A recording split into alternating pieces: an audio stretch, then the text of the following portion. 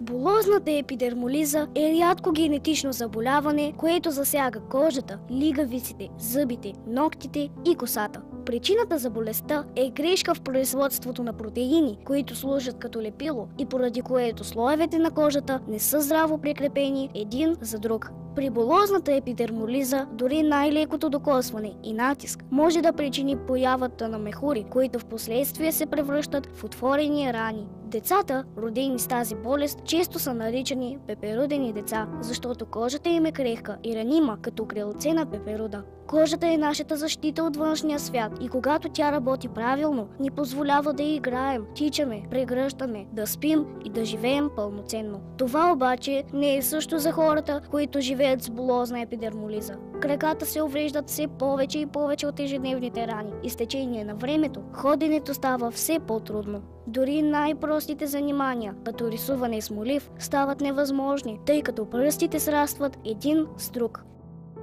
Храненето е затруднено и непълноценно, тъй като по лигавицата, гърлото и хранопровода също се образуват мехури и рани, които водят до сраствания. В много тежки случаи почти всички части и органи на тялото са засегнати от болестта и пеперудените хора живеят под постоянна заплаха от развитие на рак на кожата.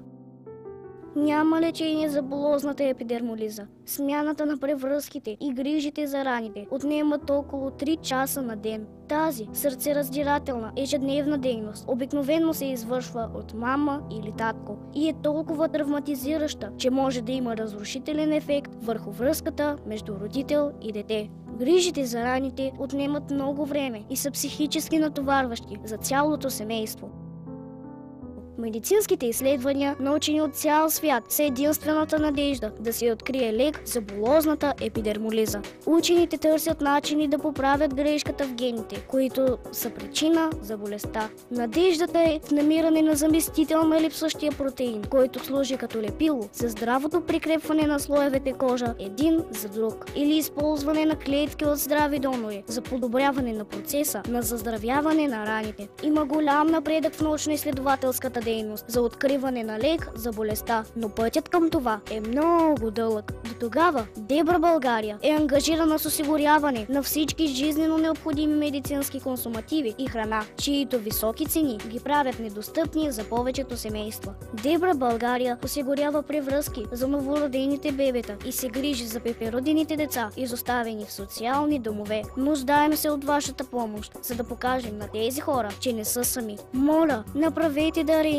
за да направим животът на пеперудените хора по-лек и страданията им по-малко. Посетете сайта debrabg.org или фейсбук страницата на Сдружението Дебра България.